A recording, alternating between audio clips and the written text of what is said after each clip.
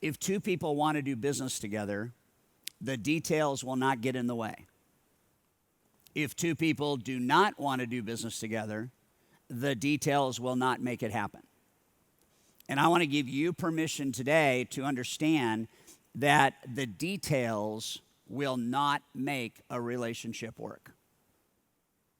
And you can work as hard as you want on the details, but if there is a fundamental break in that relational trust for whatever reason, then it is time to walk away. And so there's a couple things that I think go into this that are micro strategies. One is chemistry first, conversion second. And I think too many people in our business are worried about conversion instead of being focused on chemistry. Chemistry is not something you make. It's not something you create. It's not something that you can kind of pour into a relationship over the top of two heads and have that relationship become a relationship of chemistry. What chemistry is two people who have fire in their heart and bellies when they see each other, because there's a likability factor that is then backed by a camaraderie and a commonality about how we do business. So one of the elements of this micro strategy is, if I can have chemistry, then I can have connection. Connection can actually be the only element missing from you having high levels of conversion. So when I have a chemistry-based relationship where two people are attracted to each other professionally, the likability is high, the connection will occur, and the conversion is the outcome. So that's the first part of this. The second part of it is doubt means don't.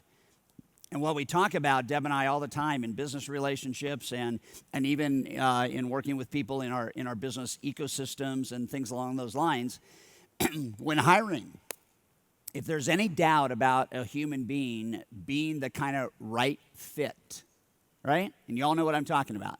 If there is any doubt about a human being being the right fit, it is best to push pause and to wait. To wait a week, to wait a month, to wait a year, to wait as long as it takes for you to have the proof that that relationship is a relationship that I want to invest in, that I feel good about, that I wake up likable in. And if you don't wake up likable about the relationships that you're involved in, then you are not going to serve those relationships the right way. I want you to develop maybe a short list of people that you need to walk away from. And I also want you to start to realize that from a micro strategy standpoint, the big goal is to not get involved with those people in the first place. Because what we want to do is we don't want to spend our time figuring out who not to do business with by doing business with them. We actually want to figure out who not to do business with before we spend time, energy, and money doing business with them and wishing we hadn't. So all elite performers have a very, very, very thin eye of the needle that a prospect can get through to become a client. And I'd like you to step that up. I'd like you to really, really understand your life is more important than sacrificing anything emotionally in your soul and your heart and your mind to do business with somebody that you simply don't think it's going to work long term. Make sense? One of the ways you begin to find this out is with the second strategy. And the second mindset strategy of an elite performer is that they are strategic interviewers and they are active listeners. Strategic interviewers and active listeners. So when you think about strategic interviewing and you think about active listening, what you have to understand as an elite performer is that one of those feeds the other. And I want to unpack this for you. Ernest Hemingway said that I like to listen. I've learned a great deal from listening carefully. Most people never listen. And my personal belief is that a great question is the most powerful force in the world. And I think as an industry, we are not good at asking great questions. And each of you could spend a day next week writing down 10 strategic questions that you're not asking right now that would enable you to serve a customer more uniquely and more differently than you ever have in the past. And the whole purpose of strategic interviewing is for you to hear things that you can take action on. Active listening means to hear things that you can take action on that actually provide solution for your clients. And far too often, we are not comfortable and confident in a selling situation to really ask the strategic questions because they haven't been designed. They haven't been well thought out. We showed you strategic questions on opening night, and we haven't gotten really good at listening. And I have to tell you something right now, that the greatest gift in high trust from a sales methodology standpoint is that the more you listen, the less you sell. The more you hear, the more you understand, the more you uncover, the less you actually have to promote and emote and position or push products. And I think one of the interesting things is that as you begin to understand this, you begin to understand what my friend Roger, who is 1, 2, 3, 4, 5 rows back, Roger, put your hand up. In Hawaii just a few months ago, Roger talked about a concept called whole body listening. So Roger, I'm going to put you on the spot right now. I'm going to throw you this mic, the blue mic. And you had no idea this was about to happen, but I saw you there. I saw you come in, and so this is coming right at you. Okay, so Roger, talk about what you told our leaders in Hawaii about whole body listening. Bring it up here. It's that concept, and thank you, Todd, for a fabulous conference. That concept of focusing, listening, nodding, smiling, keeping quiet, and listening actively. But most importantly, turning your body around, knees facing them. They know strategically they are the only person in the room, and there is no random distraction that's going to take away from this conversation. They are it, and I'm here for you. Wow. That was beautiful. Thank you, Raj. They are it, and I am there for them. And I want you to think about the robot analogy in opening night. Robots do not cry. Robots do not have a heartbeat. Robots do not have emotion. Robots do not have the feel of a hug. You will never be able to hug a robot and have it feel the same way as hugging a real human being, at least in a way that we would identify as the right way. You're not going to have a robot that you're going to feel chemistry with. Like, you're not going to wake up and see your robot laying next to your bed and going, man, I love you. You're not going to have that, right? And what ends up happening is when we get involved with people, we don't have that whole body listening. We don't have that intent to look and connect. You can't even ever stare in the eyes of a robot. You know why? Because they don't have eyes. And eyes are the gateways to the soul. And if we can see the eyes of a human being, that is the entrance through which we can get to the soul. And if we can get to the soul and we can listen and we can feel the emotion, and we start to understand that people really, really do, at the end of the day, buy emotionally. And they buy relationship emotionally. I mean, Deb and I did kiss in 7 seconds. I didn't even say, hi, I'm Todd. She didn't even say, hi, I'm Deb. I saw her, I walked over to her, I put my arms around her, and we made out on our first date. And the reason why we did is because everything that led up to the first date, and email and text and listening to each other's voice, told us that we had it. We had it, and we had it, and we had it, and we did that. And that chemistry is more on fire today than it even was, and it was a forest fire the night we met. And now I'm just telling you, you don't have to make chemistry work. This is what I'm trying to communicate. When you have chemistry, you don't have to work at making the relationship work. Sure, there's fine-tunings here and there, and there's speed bumps here and there. Every relationship has that stuff, but what is magical about chemistry is it makes relating easy, and you want to listen.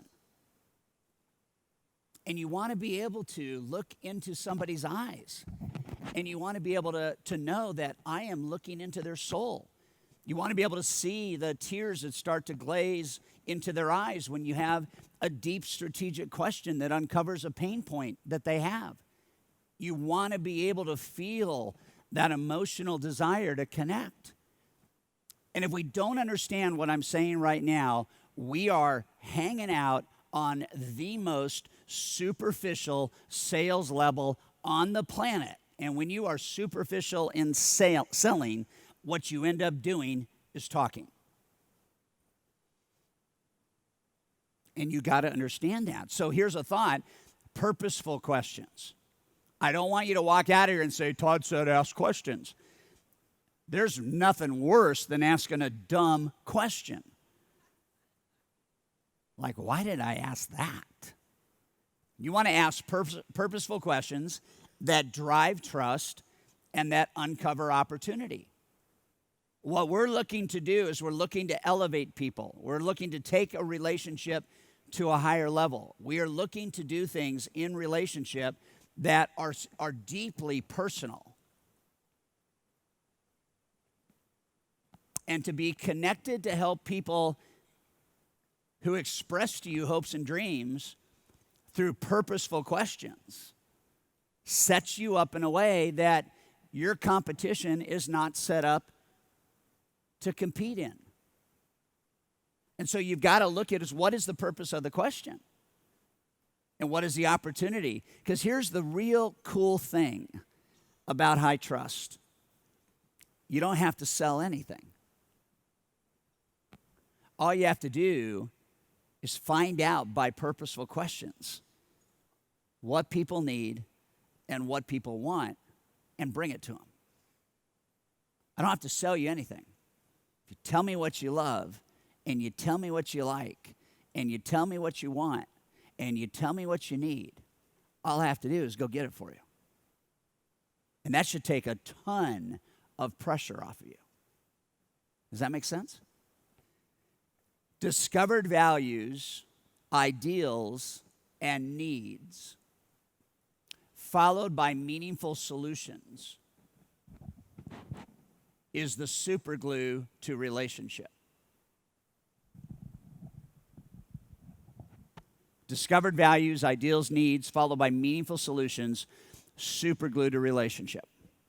So here's your micro kind of strategy on this.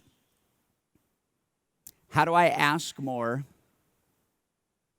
listen even more, and talk even less? How do I ask more, listen even more, and talk less? I think that when people do not have confidence in what they're actually doing, they will fill the time that they have by exactly what that junior broker did. Talk, talk, talk, talk, talk, talk, talk, talk, talk, talk, talk. And what happens in high trust is there's a polarity. And the polarity is that the more you talk, the more tension gets injected into the relationship. The more you ask and the less you speak, the less tension is actually in the relationship. And conversion does not happen when tension is high. Conversion only happens when tension is low. And so the job is to ask more, talk less, remove the tension from the relationship and the transaction, and let the transaction happen more naturally. And that's how you begin to implement it. So your takeaway is start having this little conversation in your head while you're having a conversation with a buyer, while you're having a conversation with a business partner. Am I talking too much? Am I asking the right questions? Should I zip it and listen? And how do I do that? Because what you're going to find is that your conversion will go up in direct proportion to your talking going down, as long as when you talk, what you talk about is exactly what they told you they needed to have happen and they wanted to have happen. That is the simple formula for high trust conversion. Okay? Number 3 is elite performers know their competitors and they act differently. They know their competitors and they act differently. So opening night, what we did is we set the stage around this idea that you can say things about the competition in one lump statement that actually allows you to differentiate what you do that is unique and valuable. Most loan officers will. How I am different is. So categorically, what you need to do is walk out of here when you leave tomorrow, and you need to understand that I have got to figure out my story selling lines. I got to be able to figure out how my competitors do not operate in a way that is consistently viable with today's market and the demands that today's market is putting out there. And I've got to categorically separate myself from them as early in the conversation as possible. So when I do that, I begin to think about what does the competition do that I don't want to be known for? What do they do that I don't want to be seen as? What do they do that's not effective that I don't want to be guilty of? Okay? To study one's competition is the decision to become your best version of you. Now, there's a difference between eliminating the competition and modeling greatness. Today, there's two elite performers that are going to be on stage that are absolutely crushing it, closing hundreds of millions of dollars a year, closing over 400 units a year, and they're going to tell you how they do it. There's nothing wrong with looking at them and modeling them. There's everything wrong with saying, I wonder why I can't be that good. That's not the kind of studying the competition we want, because they're all like you and they're all like me, and they all have decisions to make, just like Jessie had decisions to make yesterday when I asked her how many loans you're going to do in the next year. And her number was 150. So the competitor to be feared is the one who never bothers about you at all, but goes on making his own business better all the time. All you have to do is focus on you. The only business that matters is your business. To be your best version of you is to commit to having the best business you can create. And as I said opening night, to compare yourself to you yesterday today is the only strategy of growth you actually need. So when I was 23, my mentor said to me in my third month, I made a decision to start investing in coaching. I had a 10% decision, and that was my life kind of decision. My 10% decision was I decided how much money I wanted to make every single month, and I decided that every single year, and then I decided that every single month I would invest 10% of that annual goal into my business and coaching and hiring assistants and things along those lines. And I never, ever, ever, ever turned away from that strategy because my competition didn't do those things. And I wanted to be what they weren't. I wanted to be uniquely different than they were. And I did not want anybody that I hoped to do business with to see me as just another originator. My first month in the business, I talked my company into turning my card from horizontal to vertical, and I talked them into removing the word loan officer and putting mortgage consultant. Those were changes I made at the age of 23 because my competition had sideway cards and they were all loan officer. I didn't want to be a sideway card, and I didn't want to be a loan officer. And so what I learned at 23 is go where the competition doesn't go, do what the competition doesn't do, and say what the competition doesn't say. And those three things allowed me to fund nearly 6,000 loans in 12 years. Do what they don't, go where they aren't, and say what they don't say. That's why this whole conversation with Corey Kavanowski yesterday was so critical about shifting gears to the financial planning market. And to understand that there's this distributed series and systems of networks out there that most loan officers are never going to attack. And your job is to hitchhike on those networks. That's your job, because the competition isn't where? There. When you say what they don't say, we opened up on opening night with scripts.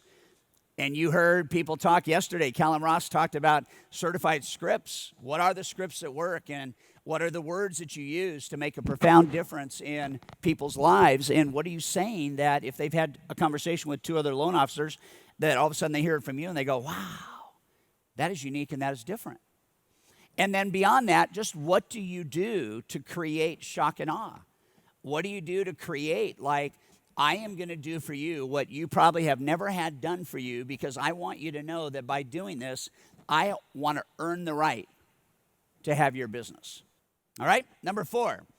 Number four is this idea of top producers will always distance themselves from the rest. Okay, that is the mindset of an elite performer. And elite performers think about this idea of how do I distance myself in a way that is really intentional, that is really kind of by design, is strategic, and how do I do it in a way that the competition simply doesn't do it? And that mindset of never, ever, ever giving up. And there's a slide missing here, so it should be the mindset is never, ever, ever giving up. That's the mindset. And top producers will always distance themselves from the competition because they have that attitude. Okay? Winning takes talent. To repeat takes character. Winning takes talent. To repeat takes character.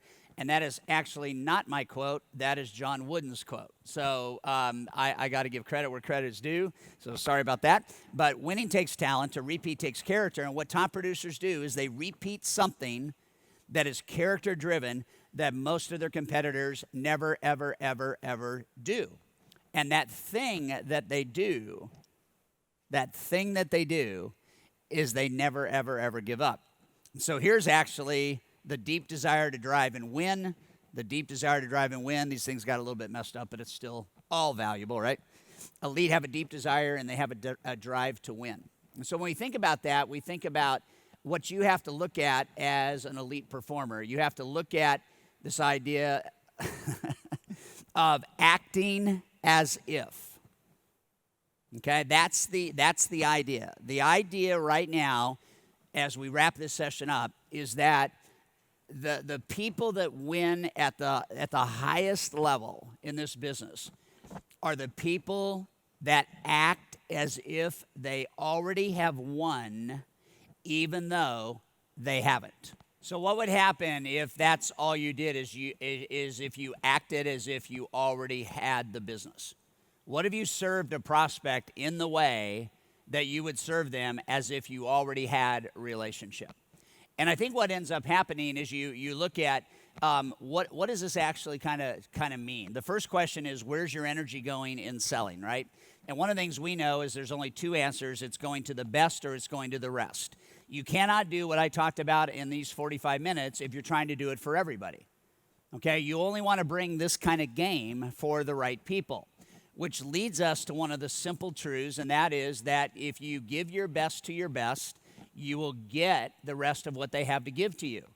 Okay? Josh got that listing, and they are now in Bradbury. And Bradbury is one of the most exclusive areas in Beverly Hills, and they are making a boat ton of money because they acted as if with one broker where all the competition otherwise would give up. And then I think the thing is the question of your brand attraction. If you don't do these four things, the question is, what are you actually attracting to your business? And what we say here is you attract what you have. So if you have mediocre business partners, you attract mediocre business partners. If you have mediocre LOs, you attract mediocre LOs. Everything in all things is what the public sees about you. And the more you win at a higher level by following these four micro strategies, the more likely you are to attract a different buying community. Does that make sense?